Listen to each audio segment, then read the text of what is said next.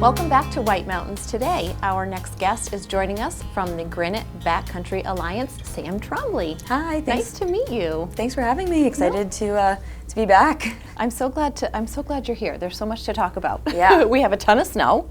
Yep. So I guess fill us in on what the recent conditions are for the backcountry right now. So, what we like to say at GBA within our team is that the conditions are variable, right? Yeah. So it really depends what elevation you're at, what area, what glade you are, going to that day. We've had a lot of great snow, which is awesome, but we've also had some winds. Yeah. We've had some warmer temperatures, so we are seeing some melting, especially in the valley. So best way to describe it is variable, and that's kind of the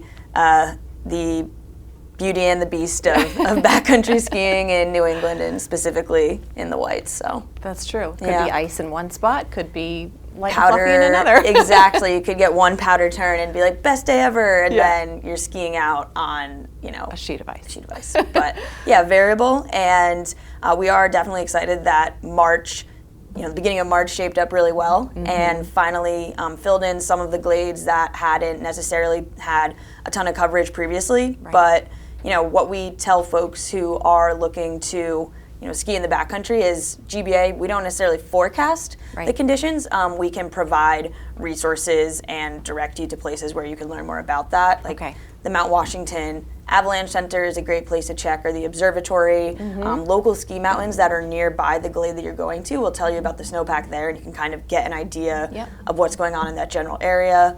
We reshare posts and accounts from folks who have recently skied the glade. So Okay. you could say, oh, so-and-so skied Maple Villa. Yep. Friday I'm going Sunday, can get some good beta there. And then something we do that is really cool is this year we added to our membership options, we call it the Granite Cast. Yeah. And so Charlie LaPresti, who is a meteorologist at WGME in Maine, he is a huge backcountry skier, great person, and he does a little Granite Land forecast for us. That's wonderful. Right before the weekend. So that's the sort of extent of the forecasting we do, and Okay. then as backcountry skiers, every athlete and every person who's going out there is doing a little bit of their own research to make sure that they're comfortable with the terrain and what they're going out And to. well prepared. And well prepared, exactly. Yeah, that's wonderful.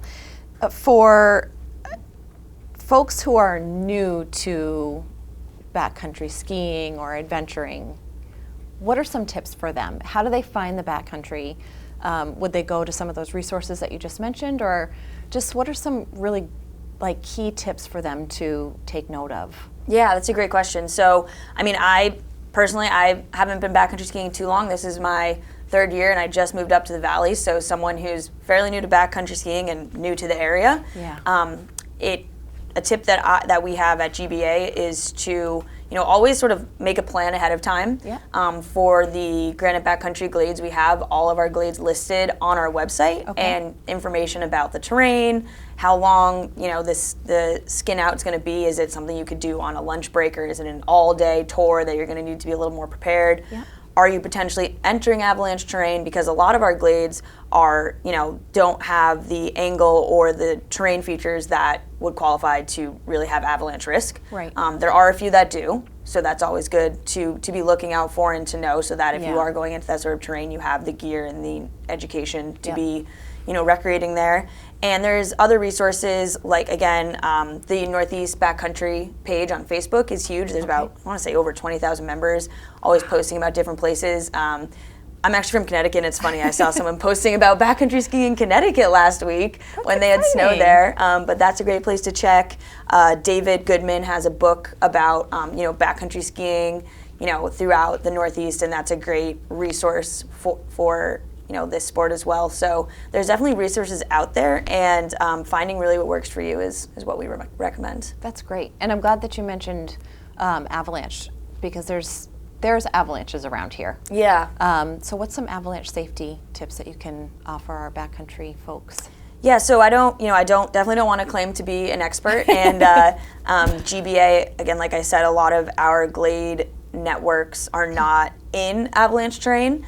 However, if you are interested in going into terrain that has avalanche features or has avalanche risk, personally highly recommend doing at least an ARI 1 course. Yep. So that is your basic avalanche safety and education course. I took mine this year, and that, you know, allows you to have the preparation and the knowledge to be going into this terrain. And I think even more importantly, knowing when you don't want to go. Like, right. What there is, you know, the Mount Washington Avalanche Center will forecast daily, 7 a.m. You can see what is the avalanche risk around Mount Washington, specifically, you know, if you want to go into Tuckerman Ravine, Huntington Ravine, Gulf of Slides, anything in those higher elevations. And that's a great tool to use. So if you are someone who wants to go, you know, up and explore that area, definitely need to read the avalanche report and have the correct gear. So have an avalanche kit and have a partner. You'd never want to be going out into avalanche terrain by yourself. If anything, traveling in a group is really the most important thing. But just remembering that there's always another day to ski, right? So if the avalanche risk is super high, it's really every individual person's decision. But I think that going into ungroomed, unmaintained, very natural terrain, you have to be cautious, you have to be thoughtful, and you have to respect Mother Nature and know that, like, it is unpredictable. And powerful. Yeah. Absolutely. Yeah. What is some good ski etiquette for our backcountry skiers?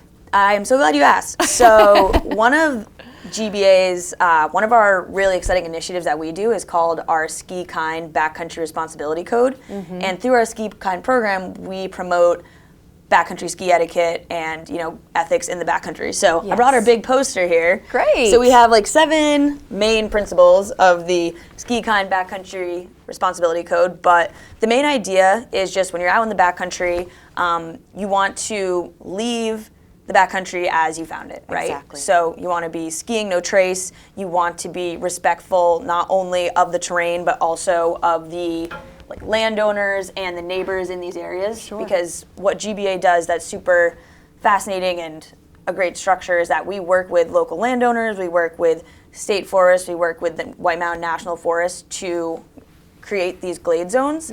But that also means that because we have these partnerships, we need to respect those partnerships. Of course. So we ask everyone to respect the parking guidelines that we provide. We ask everyone to be going prepared into the backcountry. A big one is no post holing. So if you're going out, you know, obviously have your skins and skis. If you don't have skins, some folks will snowshoe, but going out and just kind of hiking up can really disrupt the snowpack for these areas.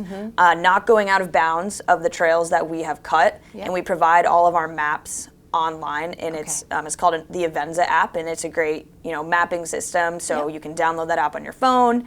And because we don't have a ton of trail signs, because again, we want to keep everything as low impact as we can. But it is important to have that with you, so you're not going off and skiing onto someone's property, skiing onto uncut terrain, skiing into a tree, right? Like, so all of those things are super important. And the great thing about stewardship is that when you develop a respect for the backcountry, you begin to become more ingrained in the activity. You can share that with others, and it's just a way to, you know, keep this sport going, to protect the environment. You know, climate change is a very real thing. Variable snowpack is a very real thing. So to reduce our human impact, we really need to be following the Backcountry Responsibility Code. And one of the really awesome things that we have are our Ski Kind ambassadors. So if you go to a GBA glade on the weekends, you may see a person with a Ski Kind jacket. I have mine with me. I don't have it on right now.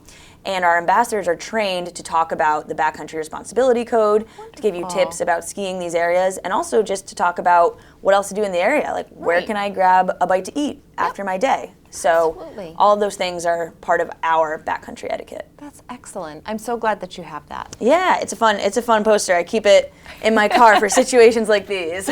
Well, it sort of runs with the theme of what our show is sort of promoting today, which is, you know, Valley Pride Cleanup Day and all of that. So just keeping that same etiquette no matter what you're doing or where you're going in the valley. Right, definitely. So you've got a big event coming up. Yes, Wild Corn. Let's talk about that. Yeah, that's why I am dressed the way I am. So Wild Corn, I'll show off another poster. This is Wild Corn Yay! It is our Backcountry Shindig. It is an annual event. This is our 7th year. We will be at King Pines Ski Resort down in Madison, and it's really exciting. It's a mountain takeover, so the lifts are shut down all weekend, Friday, March 31st through Sunday, April 2nd. Excellent. And so it's all uphill skiing, and it's also a music concert, so or a music festival. So we have Pink Talking Fish, which is an awesome Pink Floyd, Talking Heads, and Fish cover band. They're on a national tour right now, and they will be playing Friday and Saturday. That's exciting. Yeah, we also have some, local bands that are super well known. Catwolf, which is an all-woman band right here in the Valley. Yes. Super well known, super loved. They're gonna be performing on Friday. Skosh, which is a band out of Maine, will be performing on Saturday, as well as Farm to Table. So awesome music lineup. And then throughout the day on Saturday, we have activities for everyone: kids, adults, skiers, non-skiers. We have costume contests. We have transition rodeo, which is a competition to see how fast you can get your skins and skis on and off. We have the Colonel and Cobb kid pole, which is really cool. So the adult has a rope and literally tows a kid up the mountain a little bit, and then it's a ski race down. We have over 40 vendors from all over, and then our sponsors are really showing up this year. So Fisher Skis, which their U.S. headquarters is right here in New Hampshire, is our title sponsor. We also have Ski the Whites. We have Bergen, Hyperlight. It's gonna be a great time. It's going to be fun. It's going to be so it's going to be so fun. I It's really always can't. something to look forward to. Yeah. It's kind of a nice way to go out of the ski season, as spring starts to come in and the snow starts to melt. It's kind of like a go out with a bang. Exactly, and I think the really awesome thing about Wildcorn is that even if you've never tried uphill skiing before, there's a ton of demo opportunities. Yeah. So different brands bring, a fleet of demo skis for you to be able to try out. Nice. And you may love it and be like, yeah, I want to get a kit next year. You may be like, all right, I'm just going to stay for the music then. Yeah, exactly. So it's really something for everyone, and we have our tickets at a affordable price point where if you are attending, there's so many awesome things that you can do throughout the day that all are included with that ticket. That's wonderful. What a Yeah. good family event. Yeah. Even if part of the family doesn't want to ski and part of the family does. Yeah, let's say someone wants to do yoga. We have Mountain Kula Yoga doing, a couple yoga sessions. We have Hillary McCloy PT is going to be talking about keeping your body healthy and happy during the ski season. So it's going to be really awesome, and it's also an amazing collaboration of local businesses and nonprofits, in Mount Washington Valley, in the White Mountains. So it's really Another great. way we support each other. Exactly. So is there a pre-registration, or what's the process to get signed up if you want to participate? Yeah, so you can buy tickets on the GBA website. It's going to direct you to Ski Reg, and that's what we're using for our ticket platform this year. We have posters all over the valley with our little QR code there. But yeah, just go on the GBA website, follow us on social. We're posting about it every day, multiple times a day. If you can't find the ticket somewhere, let me know, because I will have to rethink my whole process. But That's right. Our whole goal is to make it as easy to buy as possible. Excellent. So will there be day of registration? I know you said in the past that's kind of been the process. Yeah, if people show up on Friday or Saturday and they're like, what is that cool thing going on at King Pine? I want to do it. Feel free, come buy a ticket. Okay, perfect. Yeah. Excellent. Well, thank you so much for joining us. You gave us so much information, lots of fun stuff happening, and just good backcountry information. Yeah, thanks for having me, Wendy. It's always a pleasure to, come out and talk to the local community about what we're doing, and hope we see some folks out there for Wildcorn. Hope you lure them in. Yes, that's the goal. Thank you, Sam Trombley from Granite Backcountry Alliance. You're watching White Mountains Today.